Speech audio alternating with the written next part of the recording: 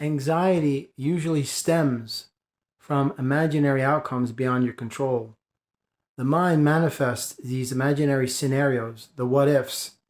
It could go wrong, it will go wrong, it might go wrong, in order for you to have something to move forward to have an impediment that you now have to face, because the mind is going into default mode where it is automatically sending out these energies in the form of projections that manifest as experiences that become blockages that you, when you walk down your road of life, figuratively speaking, you're going to encounter these blockages.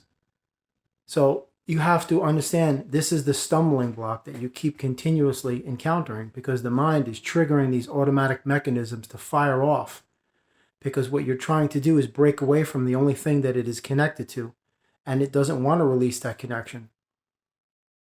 And what you're attempting to do is bring it with you forcibly, saying, I'm not giving you a choice, you're coming with me whether you like it or not. And the mind, because it's been conditioned and programmed to stay connected to that system, is just outwardly refusing. You have to understand the mind is an integral part of that cult, because it has been your mind that they have been conditioning, manipulating, controlling, brainwashing, programming from day one, exploiting, dominating, governing every aspect and every element of your reality through the mind. So this is a heavy investment on their part, and they're not just going to let it go. And the mind only knows that system, just like a child only knows its parents.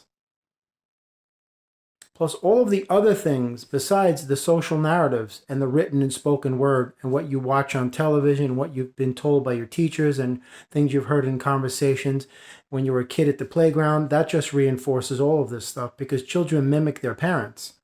They're basically just like puppets, and they just repeat things parrot fashion that they've heard their parents say in the house.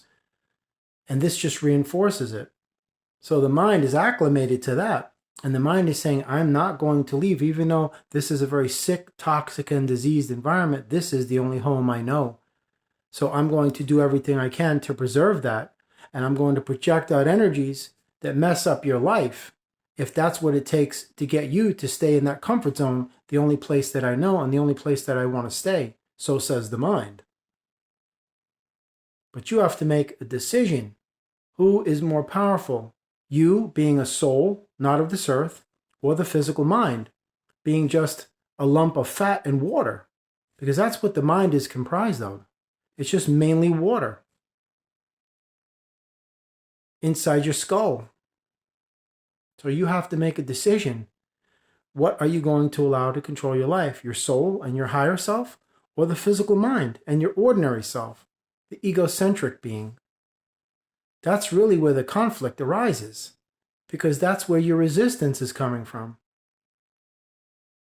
This is where your panic and your worry are coming from. You just have to learn to let it go.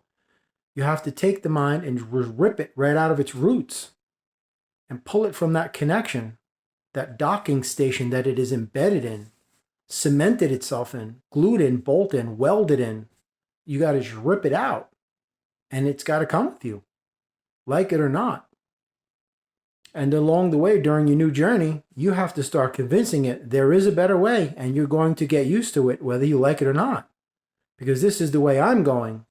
And wherever the soul goes, the body has to follow. Unless you decide on leaving the body, and then that means the body reaches terminus. And that means, that's it. Your journey here is over in the physical. Like I said before in another video, it's just an energy game. You can't take it serious. You can't take games seriously.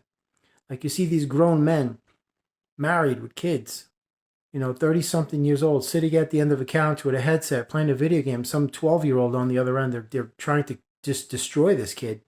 That's pretty sad, sick, and pretty gross that a grown man is acting like that. But then, like I did in another video, this is a man-child.